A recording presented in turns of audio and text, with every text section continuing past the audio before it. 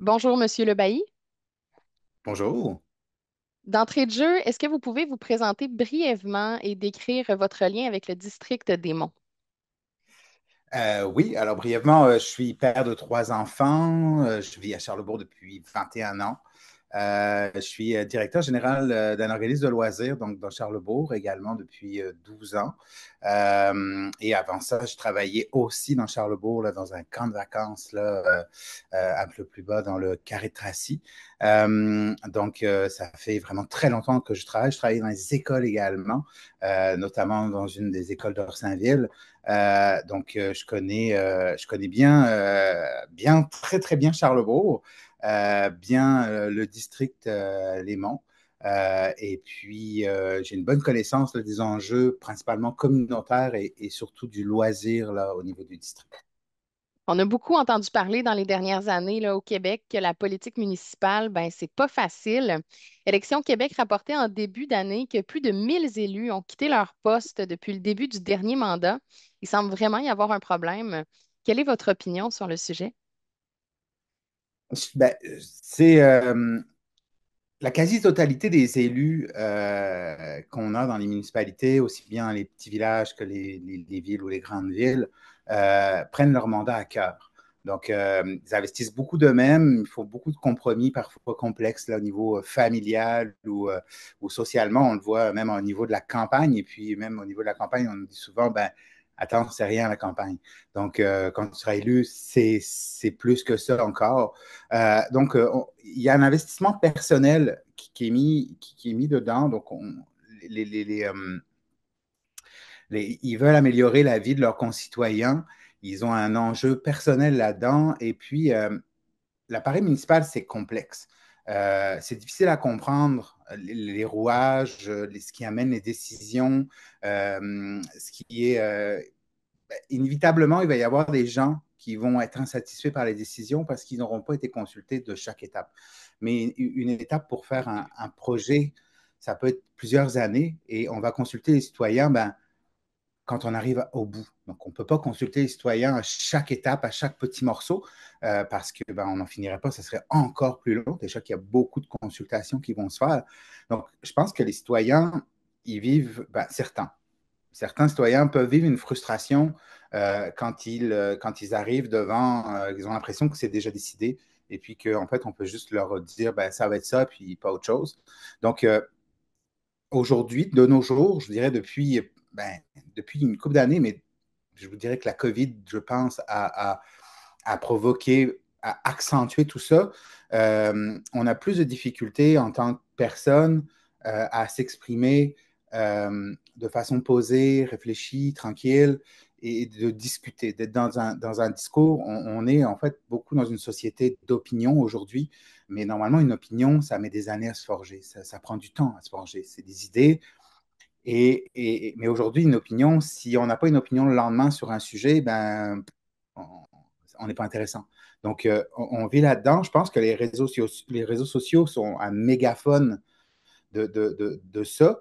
Et, et ce que ça donne, c'est que quand on est élu, les quelques personnes, parfois c'est très peu de personnes qui peuvent être insatisfaites, elles vont utiliser ces mégaphones-là et ça va pas être avec un ton où ça va être parfois violent et ça va provoquer chez les gens qui sont investis personnellement un découragement et se dire ça vaut-tu le coup réellement que je m'engage là-dedans, puis que je me donne comme ça, puis que ça impacte ma famille, que ça impacte mon moral, ma santé mentale.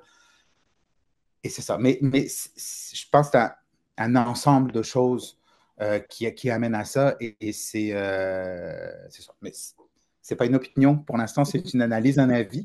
Ça va me prendre, pour avoir une vraie opinion, il va falloir que je le vive pour pouvoir me dire ça. Et là, quel est le premier dossier auquel vous souhaitez vous attaquer au début du prochain mandat? Déjà, si je m'attaque juste à un seul dossier à la fois, ça va être long. On a juste 4 ans sur un mandat. Donc, il va y avoir plusieurs dossiers en même temps que je vais attaquer. Donc, je ne veux pas en prendre plein pour ne pas prendre trop de temps là-dessus. Mais le, le- ce que je constate beaucoup là, dans mon porte-à-porte, c'est la vitesse dans les secteurs résidentiels et puis dans les secteurs scolaires. Donc, c'est vraiment un enjeu qui est relevé là, par tout le monde. Donc, ça va être dans les priorités là, de déterminer les endroits. On a annoncé là, des seuils de ralentissement. Donc, ça, on va vraiment travailler rapidement là-dessus. La deuxième chose que j'ai beaucoup, beaucoup, beaucoup dans le district, aussi bien Orsainville que MDL, c'est une grande inquiétude sur le parc des Moulins. Le parc des Moulins appartient à la Commission nationale, enfin au gouvernement, donc ça appartient pas à la ville, mais la ville peut avoir un rôle là, au niveau de l'animation, comme on fait au niveau du Mézeray, au parc de Coulonges. En tout cas, il y a d'autres exemples où ça appartient pas à la ville, mais que la ville anime et participe à tout ça. Et ça, ben, c'est d'embarquer tout de suite dans la table de consultation qui est là, et puis de montrer que la ville est prête à embarquer là, puis à faire des choses. On a déjà des organismes là, du district là, qui ont levé la main pour dire nous, on serait intéressés à animer, à faire des choses. Là. Donc, ça, c'est ça. Mais le projet qui me tient le plus à cœur et sur lequel je vais travailler le plus fort là, dès le début du mandat, c'est la maison de quartier dans Orsainville. C'est un projet là, qu'on a abordé là, quand j'étais enfin, dans mon autre travail, où il y a un an et demi à peu près, un peu moins de 2 ans en fait, j'ai plus la période exacte où on avait abordé euh, le besoin pour les organismes et pour des citoyens d'un endroit où on pouvait se réunir n'importe quand, où on pouvait avoir accès à une action sociale, donc aussi bien pour un besoin d'organisme, aussi bien juste pour aller jaser avec quelqu'un, ou mettons pour les nouveaux arrivants également qui pourraient avoir un endroit où ils sont là, puis il y a des gens qui sont capables de les aider directement. Et puis, on a déjà beaucoup d'organismes là, qui sont intéressés là, à embarquer là-dedans, ce qui nous prend à lieu. J'ai déjà commencé comme non élu à travailler là-dessus. Donc, ça va vraiment être le dossier là, réellement prioritaire là, qui va aller le plus vite là, de l'avant pour trouver le lieu. En fait, c'est ça qui va me manquer pour l'instant, mais on a déjà quelques idées. Si vous aviez à définir ce qui fait l'ADN du district des Monts, comment vous l'expliqueriez? Ça, c'est pas facile parce que le district des Monts, c'est deux entités. Hein. On a Orsainville qui a son caractère, son attitude, son type de développement. Puis on a NDL, donc Notre-Dame-des-Laurentides, j'allais dire loisir Notre-Dame-des-Laurentides, j'ai l'habitude à cause des loisirs NDL, mais qui est totalement différent, qui est plus la montagne. Hier, dans mon porte-à-porte, là, je regarde dans la direction de la ville, puis qu'est-ce que j'ai devant moi? Une montagne. Donc, il n'y a plus de ville, on ne la voit pas, la ville. Donc, on n'a même pas ça. Donc, c'est vraiment, je dirais vraiment que moi, l'ADN là, du district, c'est deux sœurs qui s'aiment bien, mais qui sont différents. Les citoyens me disent toujours, moi je suis Hmm. Orsainville ou moi je suis NDL. On s'ostine même des fois sur la limite entre les deux. Une bonne discussion, un bon 15 minutes avec un monsieur là-dessus sur la limite. On a été regardé sur Google, là, c'était les limites exactement de territoire. Puis une heure après, j'avais une autre discussion identique avec quelqu'un qui lui disait non, la limite c'est là. Donc en tout cas, c'est important pour les gens de se sentir soit NDL, soit Orsainville.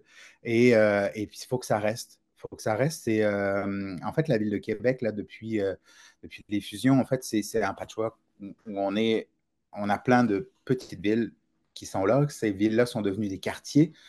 Mais dans Charlebourg, lui, c'est plein de quartiers aussi, puis c'est plein d'anciennes villes.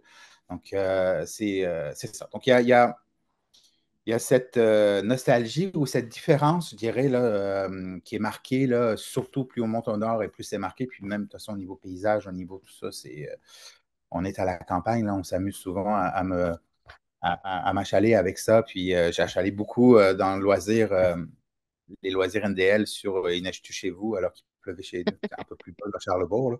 Donc, c'est ça. Puis il faut que ça reste là, cette identité-là. Et c'est important là, de conserver. Quelle est votre vision pour les prochaines années? En fait, à quoi ressemblerait le district des Monts de vos rêves, là, dans une dizaine d'années, par exemple? Bon, 10 ans, c'est pas long. surtout en politique pour apporter des choses. Euh, Moi, ce que je rêverais, là, ça serait qu'en fait, on retrouve un peu l'esprit village qu'il pouvait y avoir dans le temps, où on a un endroit plus central, plus rassembleur dans chacun des quartiers. Puis ça peut être des morceaux de quartiers. Dans Orsainville, il y a différents quartiers aussi, là. Euh, et où on peut se rassembler, où on peut échanger, où on peut s'apporter les uns les autres, où on a des promesses, des commerces de proximité.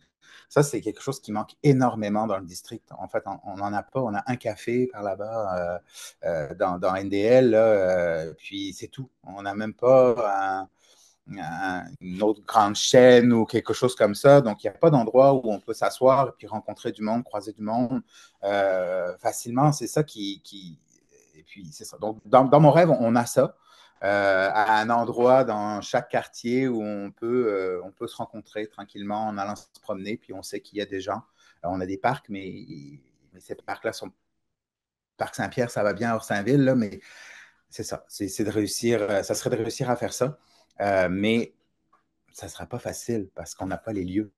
Donc, c'est pour ça que ça reste un rêve, je pense. En terminant, quelles sont vos priorités pour le prochain mandat en matière d'investissement et de budget? C'est sûr qu'au niveau, quand on est élu, on n'est pas, on ne choisit pas les budgets par district, là, ça va être par projet. Donc, ça va être à l'élu là, de se battre là, pour faire valoir son projet. Mais le projet le plus important, là, ça fait une douzaine d'années qu'on en entend parler dans le loisir, c'est la piscine intérieure dans NDL. Donc ça, il faut le travailler. En fait, personne l'a vraiment travaillé en profondeur. Ce qu'il faut faire, c'est aller chercher les financements au niveau fédéral, au niveau provincial et voir éventuellement avec les villes autour donc les villes plus au nord là, qui pourraient être intéressées par une infrastructure comme ça. Donc, c'est un grand travail de négociation, de compromis, de choses comme ça. Mais ça peut se faire.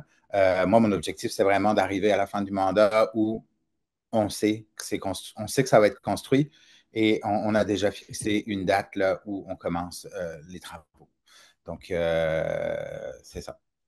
Monsieur Le Bailly, merci beaucoup d'avoir pris le temps de répondre à nos questions. C'est ce qui complète l'entrevue. Merci beaucoup. Bonne journée.